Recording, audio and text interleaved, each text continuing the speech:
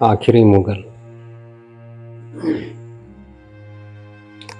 बहादुर शाह जफर हमारे उस स्वतंत्रता संग्राम के नायक हैं जिसमें हम हार भले ही गए थे, पर हिंदू व मुसलमान क्रांतिकारियों ने उसे एकजुट होकर लड़ा था और अपनी एकजुटता की शक्ति से अंग्रेजों में खौफ पैदा कर दिया।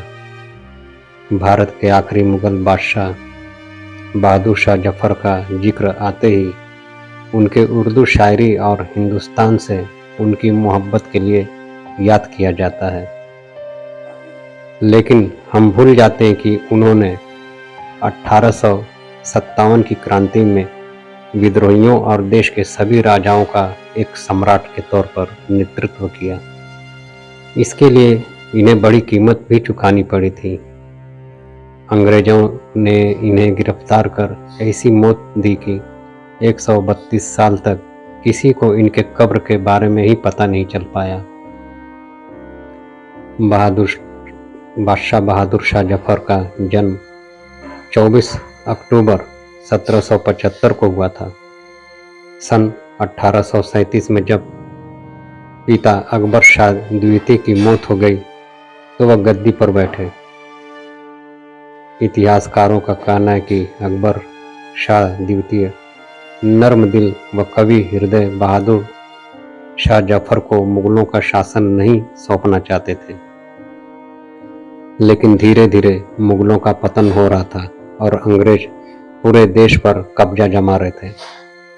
मुगलों के पास राज करने के लिए सिर्फ दिल्ली यानी शाहजहांबाद ही बचा रह गया था। 82 साल की उम्र में क्रांति का किया नेतृत्व।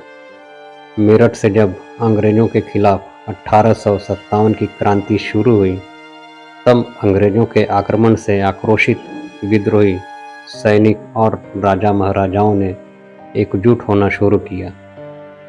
जब उन्हें अपने क्रांति को एक दिशा देने के लिए एक केंद्रीय नेतृत्व की जरूरत पड़ी, तो उन्होंने बहादुर शाह जफर से बात की। बहादुर शाह जफर ने भी अंग्रेजों के खिलाफ लड़ाई में नेतृत्व स्वीकार कर लिया, लेकिन 82 वर्ष के बूढ़े शाह जफर अंततः जंग हार गए और अपने जीवन के आखिरी वर्ष उन्हें अंग्रेजों के कैद में गुजारने पड़े। भारत के आखिरी मुगल शासक बहादुर शाह जफर को 7 नवंबर 1862 को लकवे का तीसरा दौर पड़ा और 7 नवंबर की सुबह 5 बजे उनका देहांत हो गया।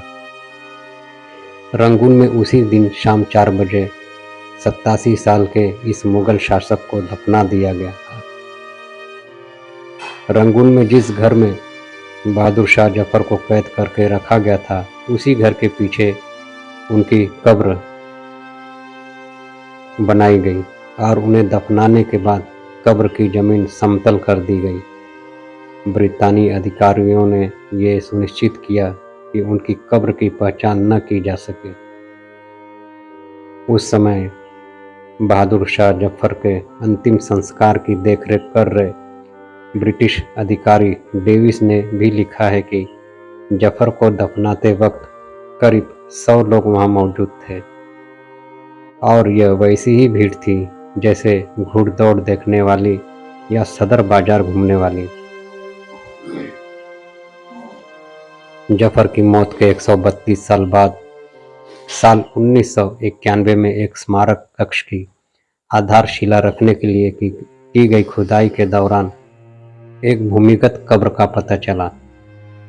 बादशाह जफर की निशानी और अवशेष मिले, जिसकी जांच के बाद यह पुष्टि हुई कि वह जफर की ही है।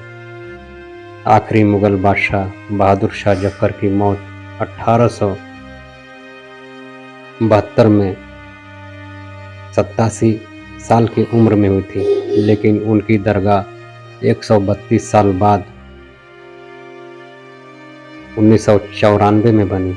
इस दरगाह की एक एक ईंट में आखिरी बादशाह की जिंदगी के इतिहास की महक आती है। इस दरगाह में महिलाओं और पुरुषों के लिए अलग अलग प्रार्थना करने की जगह बनी है। साथियों, भारत में 350 वर्ष से राज करने वाले मुगल महल और हवेली में रहने वाले हर सुख सुविधा से परिपूर्ण आज उन्हीं के वंशज झुग्गी झोपड़ी में रहते हैं। सदियों तक भारत में राज करने वाले मुगलों के वंशज आज झुग्गी झोपड़ी में रहने को मजबूर हैं। 70 साल की सुल्ताना बेगम भारत के आखिरी मुगल शासक बहादुर शाह जफर की पुत्रवधू हैं। अपनी शाही विरासत के बावजूद वो मामूली पेंशन पर रोजमर्रा की जरूरतों को पूरा करने की जद्दोजहद में लगी रहती हैं।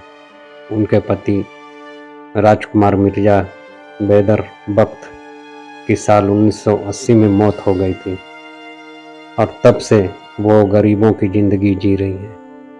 वो हावड़ा की एक झुग्गी झोपड़ी में रह रही हैं। यही नहीं, उन्हें अपने पड़ोसियों के साथ किचन साझा करनी पड़ती है और बाहर के नल से पानी भरना पड़ता है। साथियों, आखिरी मुगल बादशाह बहादुर शाह जफर अपने जीवन की आखिरी पड़ाव बहुत ही दुख में काटे। 1857 की युद्ध के नेतृत्वकर्ता को तहे दिल से सलाम।